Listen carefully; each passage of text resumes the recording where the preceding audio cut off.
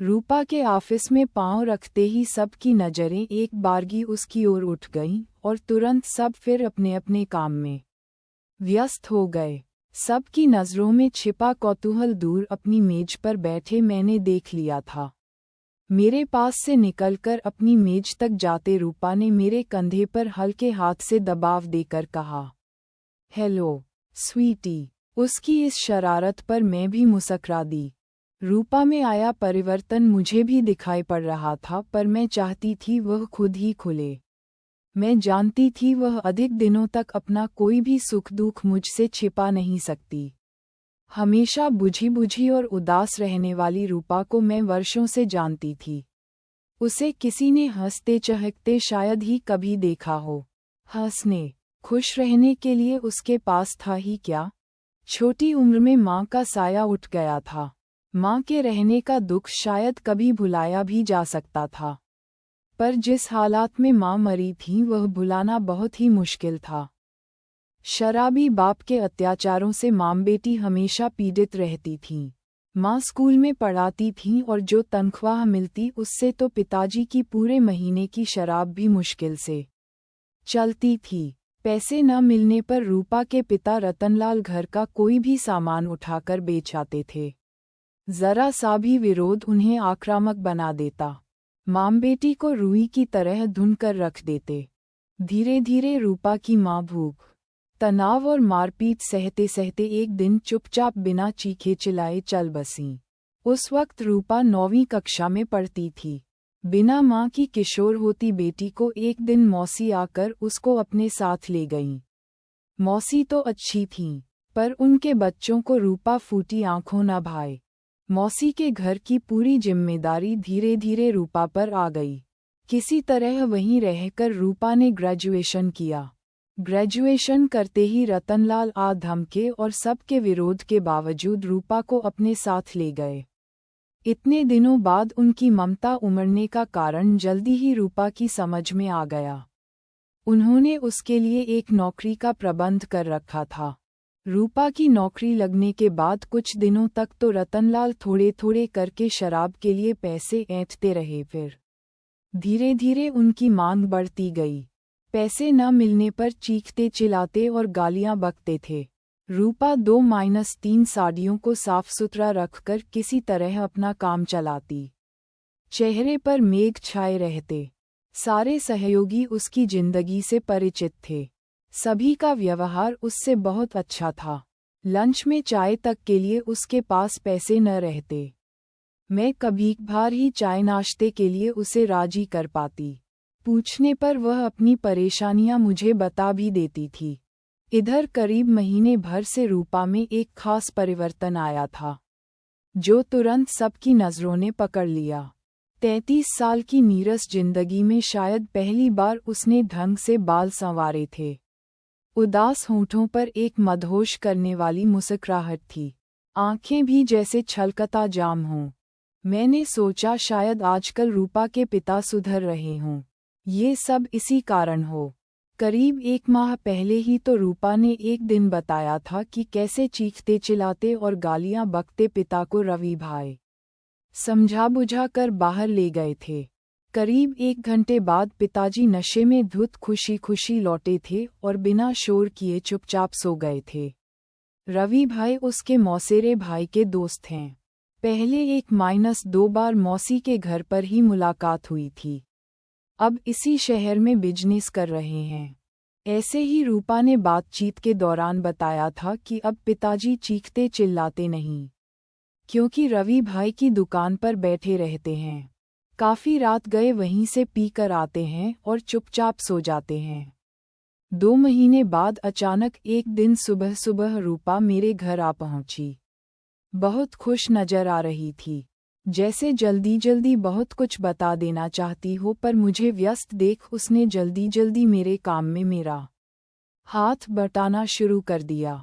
नाश्ता मेज पर सजा दिया। मुन्ने को नहलाकर स्कूल के लिए तैयार कर दिया। पति व बच्चों को भेजकर जब हम दोनों नाश्ता करने बैठीं तो ऑफिस जाने में अभी 1.5 घंटा बचा था। रूपा ने ऐलान कर दिया कि आज ऑफिस से छुट्टी करेंगे। मैंने आश्चर्य से कहा, क्यों भाई? छुट्टी किस लिए? 1.5 घंटे में तो पूरा नावेल पढ़ा जा सकता है, सुना भी जा सकता है। पर वह 1.5 घंटे में सिर्फ एक लाइन ही बोल पाए, मैं रवि से शादी कर लूं। रत्ना, मैं जैसे आसमान से गिरी। रवि से? पर वह तो उद्धरण शादीशुदा है, बच्चों वाला है, यही ना? मैं आगे सुनने के लिए चुप रही। रूपा ने अपनी छलकती आंखें उठाईं। मेरी उम्र तो देख रत्ना, इस साल 34 की हो जाऊंगी। पिताजी मेरी शादी कभी नहीं करेंगे। उन्होंने तो आज तक एक बार भी नहीं कहा कि रूपा के हाथ पीले करने हैं। मुझे एक घर चाहिए रत्ना। रवि मुझे बहुत चाहते हैं, मेरा बहुत ख्याल रखते हैं। आजकल रवि के कारण पिताजी ऊधम भी नहीं करते। रवि के कारण ही मैं चैन की सांस ले पाई हूँ। शादी के बाद मैं रवि के पास रहूंगी। पिताजी यहीं अकेले रहें और चीखें चिल्लाएं। मुझे उसकी बुद्धि पर तरस आया। मैंने कहा, यहाँ तो अकेले पिताजी हैं, वहाँ सौत और उसके बच्चों के बीच रहकर किस सुख की कल्पना की है तूने? जरा मैं भी तो सुनूं। उद्धरण उसने मेरे गले में बाहें डाल दीं। ओह रत्ना, तुम समझती क्यों नहीं? वहाँ मेरे साथ रवि है, फिर मुझे नौकरी करने की भी जरूरत नहीं। रवि की पत्नी बिल्कुल बदसूरत और देहाती है। रवि मेरे बिना रह ही नहीं सकते। इसके बाद की घटनाएं बड़ी तेजी से घटीं। रूपा से तो मुलाकात नहीं हुई, बस उसकी 1 महीने की छुट्टी की अर्जी ऑफिस में मैंने देखी। एक दिन सुना दोनों ने कहीं दूसरी जगह जाकर कोर्ट मैरिज कर ली है। इस बीच मुझे दूसरी जगह अच्छी नौकरी मिल गई। जहां मेरा ऑफिस था वहां से बच्चों का स्कूल भी पास था। इसलिए मेरे पति ने भाग दौड़कर उसी इलाके में मकान का इंतजाम भी कर लिया। इस भागम-भाग में मुझे रूपा के बारे में उठती छिटपुट खबरें ही मिलीं कि रूपा उसी ऑफिस में नौकरी कर रही है। फिर सुना रूपा एक बेटी की मां बन गई है। एक ही शहर में रहते हुए भी हमारी मुलाकात एक शादी में 10 साल बाद हुई। करीब 9 साल की बेटी भी उसके साथ थी। देखते ही आकर लिपट गई। मैंने पूछा, रवि नहीं आए?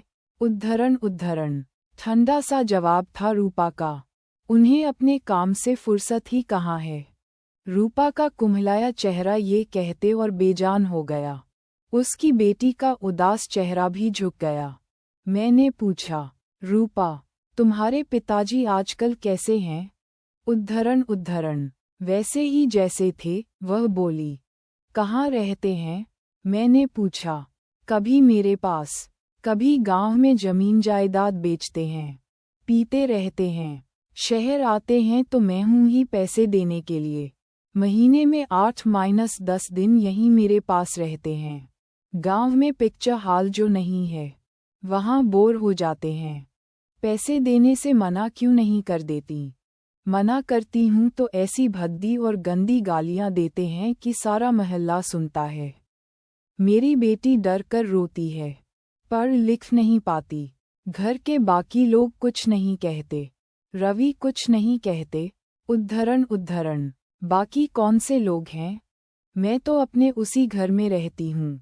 रात को रवि 10 बजे आते हैं, 12-1 बजे चले जाते हैं, वह भी एक दिन छोड़कर। बस हमारा पति पत्नी का नाता यही 2-3 घंटे का है। घर खर्च देना नहीं पड़ता, कारण मैं कमाती हूँ ना भाई। कुछ तो खर्चा देते ही होंगे, तुझे न सही अपनी बेटी को ही। और क्या देंगे जब शाबाशी तक तो दे नहीं सकते।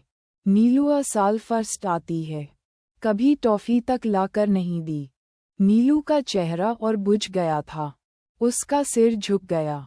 मेरा मन भर आया, बोली, पागल, मैंने तो तुझे पहले ही समझाना चाहा था। पर उद्धरण रूपा की आंखें छलक गईं।